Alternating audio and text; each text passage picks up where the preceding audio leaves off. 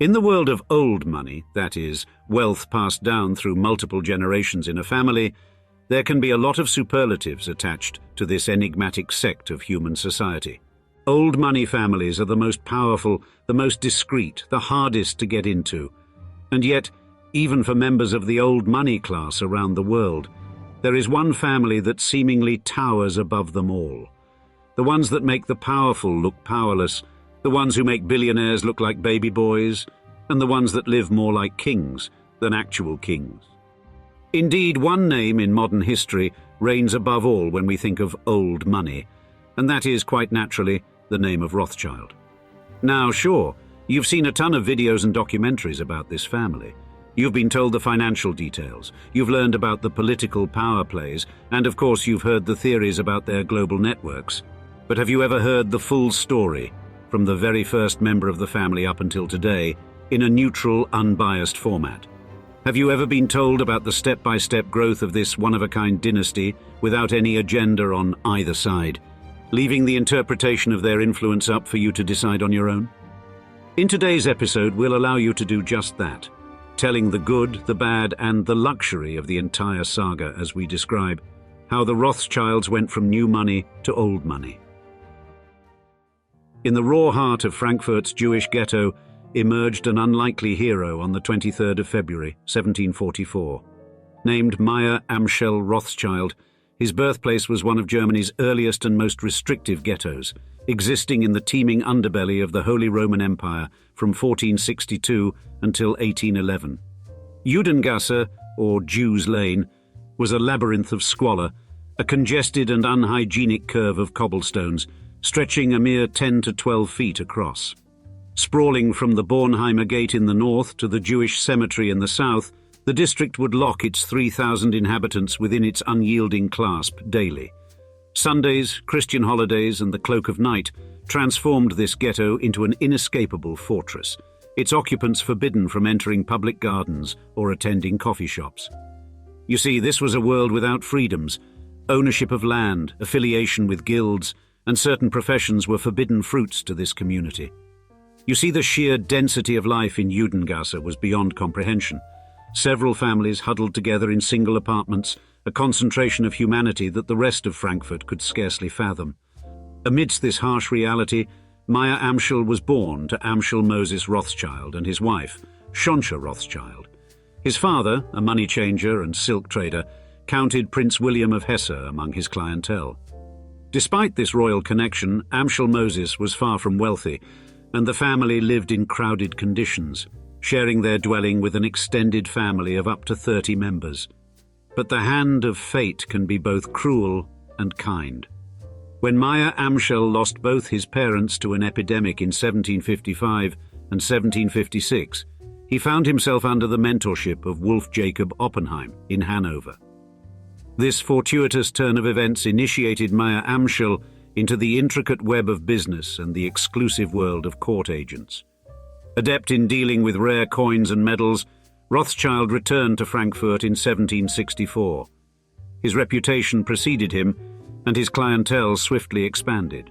His rise to prominence was then accelerated by a lucrative deal with the hereditary prince of Hesse Castle.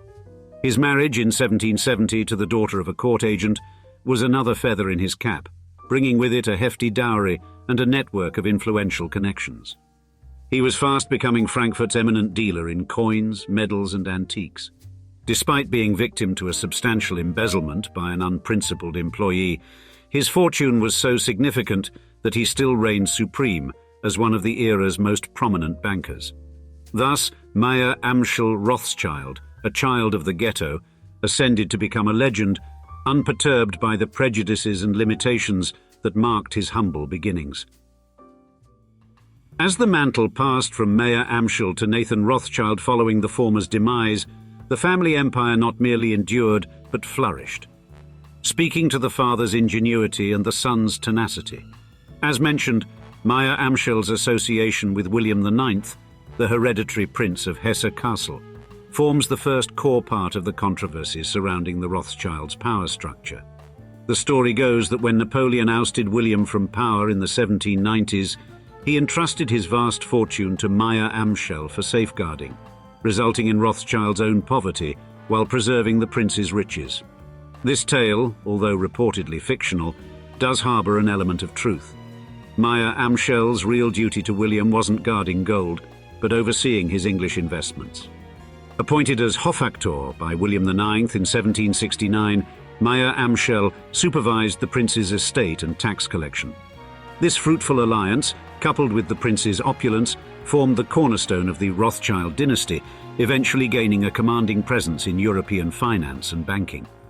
Thus, this association with William IX propelled Mayer Amschel's third son, Nathan Rothschild, onto the path of success.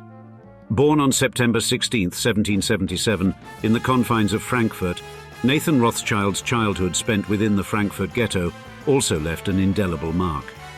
Under his father's tutelage, the young Nathan learned the family trade, banking, and absorbed the sense of unity pervading the Jewish community of Frankfurt. Commissioned to England in his 20s by his father, Nathan rapidly ascended to prominence, overseeing William IX's English investments and, in time, establishing himself as a banking titan in London.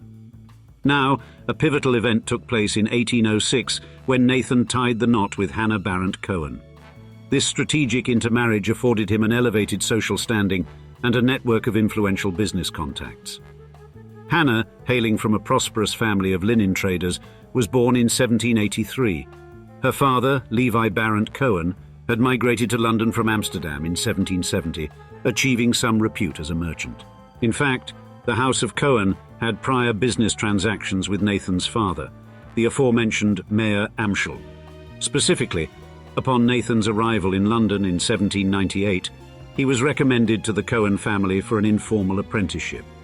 Now their marriage indeed helped Nathan gain social stature and business connections. Hannah exceeded the traditional expectations of a Rothschild wife, participating actively in business and advisory roles. Her financial prowess was acknowledged, and she was deemed a formidable business partner. Thus, her marriage to Nathan not only opened a treasure trove of valuable connections, but also helped to catalyze the growth and triumph of the Rothschild banking dynasty. Now, by 1810, the family enterprise had evolved into Mayer Amschel Rothschild and Sons. Nearing the twilight of his life, Mayer Amschel would issue a groundbreaking decree from his deathbed.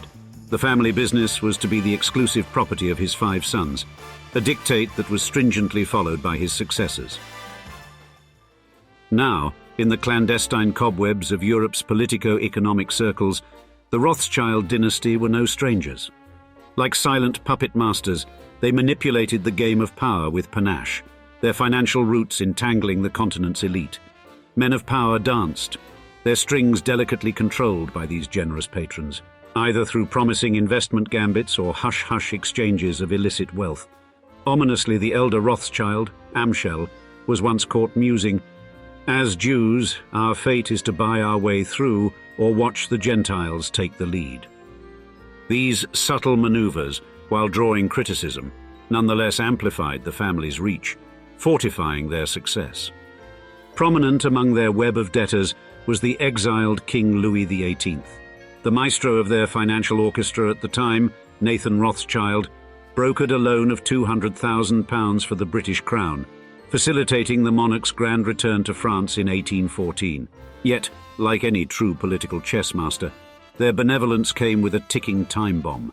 Nathan demanded a prompt repayment, with a handsome interest, 3 years later.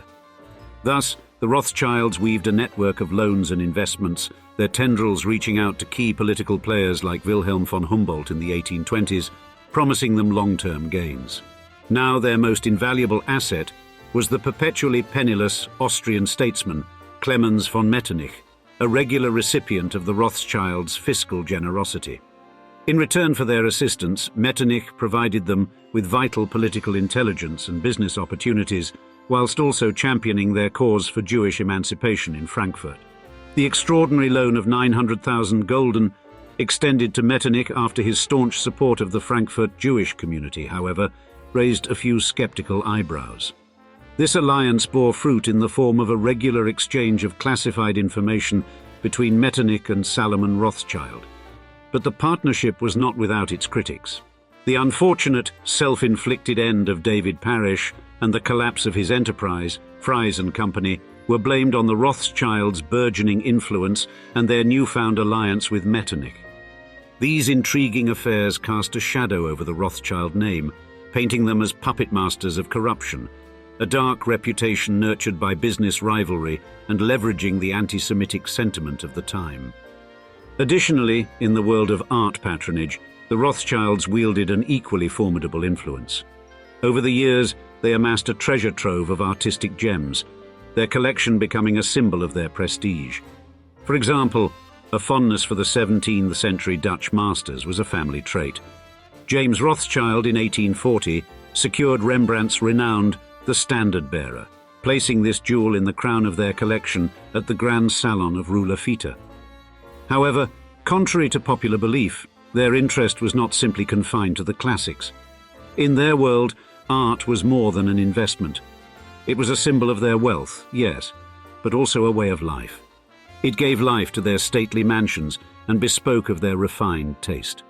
Music, too, was integral to their repertoire. For instance, Nathan Rothschild, in January 1828, engaged the services of the acclaimed Ignaz Moscheles, Felix Mendelssohn's mentor. Their salons regularly echoed with the sublime melodies of masters like Mendelssohn, Liszt, Hall, and Joachim. The Parisian chapter of Polish legend Frédéric Chopin's storied career even began under the patronage of none other than James Rothschild. In fact, such was the depth of their involvement in the world of music that even legendary anti-Semite Richard Wagner, it was rumored, banked with the Rothschilds. Despite converting their fortune into far-reaching influence, the Rothschilds remained true to their Jewish faith. Karl Rothschild was said to have clearly asserted that their wealth was a Jewish legacy. They championed the cause of Jewish advancement, in stark contrast to the prevalent misconception that they were indifferent to the hardships faced by their fellow Jews. In truth, they contributed generously to Jewish charities and schools. Their rise to prominence did not obscure their humble origins or the suffering of their brethren. They fought for their community's equal rights, formed strategic alliances, and enhanced their standing as a remarkable family, far surpassing their material success. Now espionage, a nemesis lurking in every shadow, posed an escalating threat, especially when their dispatches were laced with elements of political subterfuge or potentially lucrative information. Thus, 1814 marked a significant shift towards the employment of private couriers, a move calculated to outmaneuver this constant menace. This past era before instantaneous electronic communication was dominated by the indispensable private courier, and in the Rothschilds' grand scheme of affairs, they formed the essential backbone of their vast international communication grid. They were the trusted guardians of priceless information, the lifeblood that breathed power into the sprawling body of the Rothschilds' financial empire. Thus, the couriers were more than just bearers of messages. They were crucial defenders against breaches of information. You see, in a world where a whiff of news could alter the course of markets and fortunes, their private network rendered the velocity of communication as vital as the information itself. As adaptable as they were essential, couriers had the flexibility to hasten their delivery based on the family's exigencies. Moreover, these couriers were a symbol of the global extent of the Rothschilds. In an age fragmented by national demarcations, linguistic obstacles, and complex geopolitics, the family's private couriers formed a seamless, efficient network that spanned the breadth of Europe. By the winter of 1827, Solomon Rothschild, Nathan's brother, had found this system deeply rooted in their operations in Vienna. It was a system so exquisitely refined that it elicited the envy of their competitors, triggering a slew of imitations. Nevertheless, for a good part of the early 19th century, the Rothschilds' courier service remained unrivaled in delivering premier service to diplomats and statesmen. This intricate communications network is the second core pillar of discussions involving a clandestine society revolving around the Rothschilds. The audacity of their influence, the lightning speed of their operations, and the depth of their couriers' reach fuels historical investigations of a more covert, more nefarious global network. Indeed, the family harnessed their mighty infrastructure for their advantage. However, the extent to which it qualifies as a larger global plan is at your discretion, viewers. Additionally, while this out-of-family network undeniably paved their path to eminence, the true brilliance lay in the synergy among the 5 Rothschild houses in London, Frankfurt, Paris, Vienna, and Naples. This multinational matrix, the world's largest banking structure, was the conduit for their financial influence throughout the European economic epicenters. However, the empire, admittedly built on secret family dealings, private communications, and a vast global network, was left reeling after the sudden death of Nathan Rothschild. Nathan's influential hand had harmoniously orchestrated the operations of the 5 houses. "We owe him everything, really everything," his brother Karl had once admitted. His sudden departure in 1836 jolted the family, and with the markets already on a downward spiral, it only seemed to hasten the looming financial crisis. As the calendar pages of the 1830s were torn away, the illustrious Rothschilds shifted their formidable might towards the pulsating arena of industrial finance. With a calculated gamble, they invested a lion's share of their resources into the construction of railways, effectively grasping the helm as they navigated the birth of France's railway system. Yet their commanding role was seen through the dark spectacles of suspicion by a burgeoning faction of the media, resulting in an alarming rise in negative sentiment towards the distinguished family. The year 1846, a harbinger of ill fortune, saw the Rothschilds' reputation gravely marred. A train, under their aegis, hurtled off the tracks and screeched to a disastrous end, claiming 14 innocent lives in its ruinous aftermath. This catastrophic event served as a catalyst, positioning the Rothschilds at the center of the intensifying social revolution of 1848. Public sentiment, balancing on a razor's edge between civil rights and an ever-widening chasm of wealth inequality, began to broil with antipathy towards them. The family's impregnable fortress in Frankfurt came under assault. Windows splintered under the wrath of angry stones, the sacrosanctity of their haven violated. More misfortune pursued the Rothschilds as the plunging value of government securities, which formed the bedrock of their investments, threatened to tip them over the edge of financial abyss.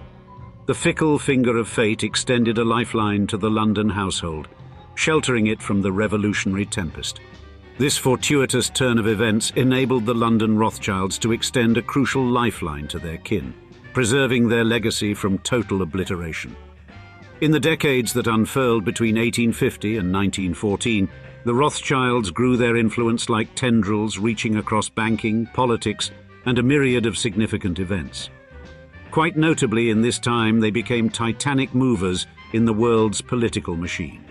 A key instance of this influence is Lionel de Rothschild's role in financing the construction of the Suez Canal.